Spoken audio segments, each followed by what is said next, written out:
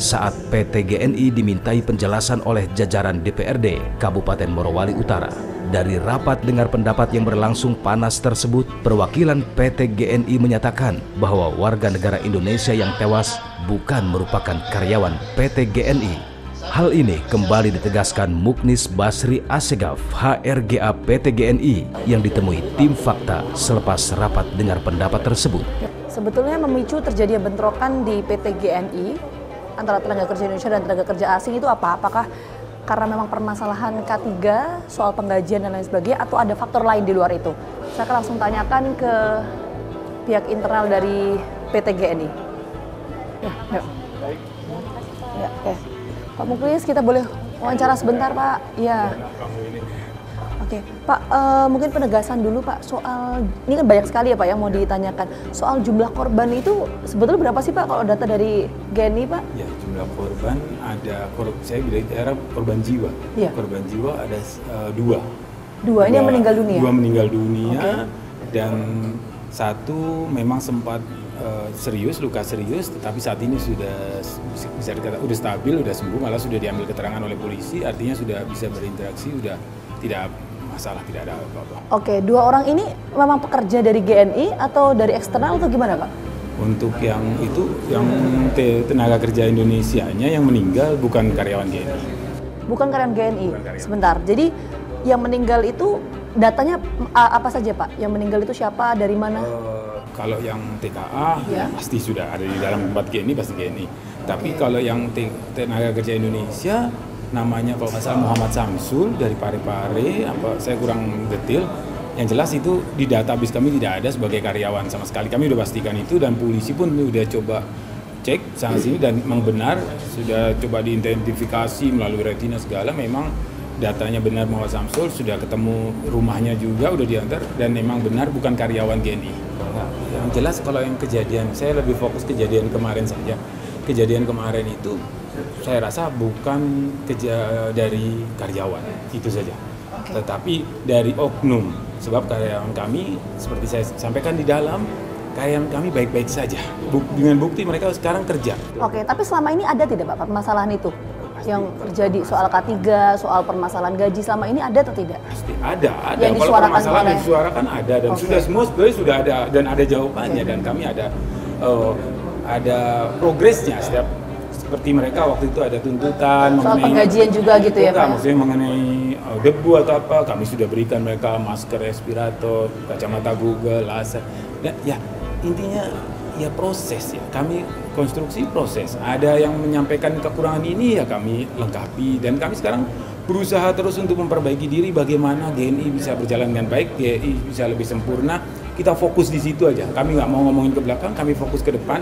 Bagaimana GNI dengan bisa baik dan bisa bermanfaat untuk masyarakat. Saya fokus itu. Saya ingin mendalami dulu pernyataan dari Pak Muklis tadi soal Pak Muklis menyebutkan bahwa ini bukan dari karyawan internal tapi ini adalah oknum. Nah, ini apa, Pak, yang bisa dijelaskan soal oknum ini? Ada kecurigaan apa dari PT GNI terkait kasus ini? Dari jumlah aja, jumlah orang aja. Jumlah orang karyawan kami ada 11.000, sedangkan bentrokan tersebut jumlahnya sangat kecil, mungkin 500-an, tapi saya nggak tahu pasti karena yang kita di lapangan tidak bisa menghitung dengan pasti. Dan itu sebagian juga orang luar, artinya ini berapa persen saja dari karyawan.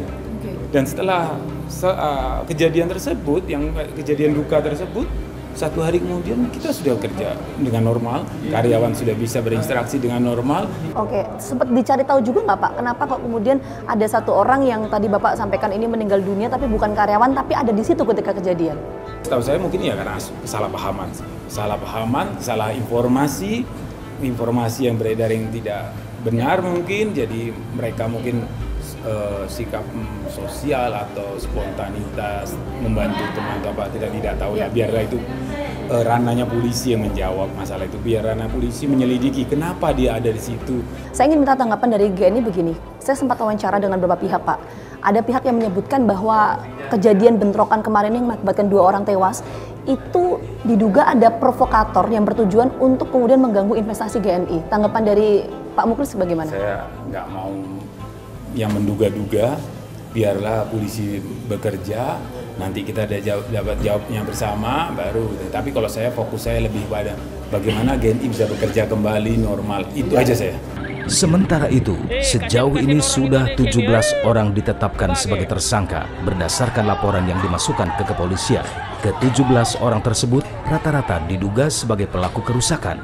Sementara korban tewas sudah dikembalikan ke keluarga masing-masing. Mas, permisi Pak Kapolres. Halo, salam kenal. Saya Vita Pak dari program Fakta TV One Pak Kapolres. Kita boleh minta waktu wawancara sebentar ya Pak ya?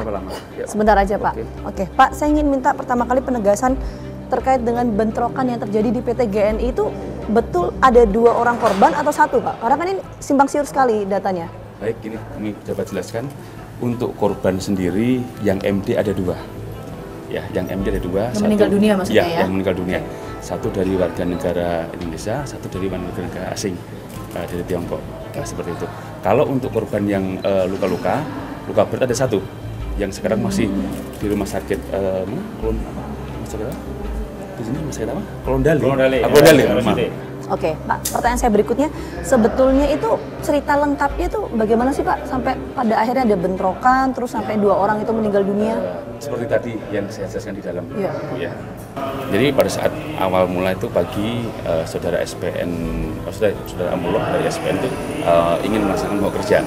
Ini terkait dari beberapa tuntutan yang sebelumnya ya. Nah, kemudian pada saat tadi sekitar jam 11 ya terjadi keributan lah di Pol DT itu terjadi. Kemudian kami masuk ke dalam bersama tim dari dalam. Kemudian saya kumpulkan sendiri. Saya permasalahannya apa, mereka sampaikan. Ada jadi keributan dan sebagainya. Udah. Pak, untuk yang 17 tersangka tadi, Pak, ya. Itu kenapa tidak ada WNA yang tetap sebagai tersangka? Padahal ada di lokasi juga, waktu itu ada bentrok juga. Saya sampaikan dari tadi, ya, posisi yang di sana saat itu kami sampaikan, mereka sudah selesai bentrok pertama. Tapi dari kita meminta tolong dikeluarkan perempuan-perempuan kami keluarkan Ibu. Oke. Setelah itu kan kami sampaikan, sudah ada negosiasi, sudah selesai, ayo kita bubar. Tapi tidak terjadi, mereka melakukan penyerangan, pelemparan terhadap kami. Mohon izin. Namun kita bertahan dan kita dorong. Disitulah kami harus sesuai dengan SPO sudah terjadi kios, kita lakukan pengamanan terhadap apa yang ada di sana. Kalau TKA-nya di dalam Ibu, mohon izin. Itu yang fakta. Seperti itu. Nah, untuk provokator apakah sudah diselidiki juga Pak? Karena menurut Wamenaker kan juga sempat disebutkan bahwa ini diduga karena adanya provokator sehingga terjadi bentrokan. Ini Bu, masih on proses, masih dalam tahap penyidikan. Lalu benarkah warga negara yang tewas bukan merupakan karyawan PT GNI? Mengapa korban berada di area kerusuhan? Fakta-fakta ini semakin menarik.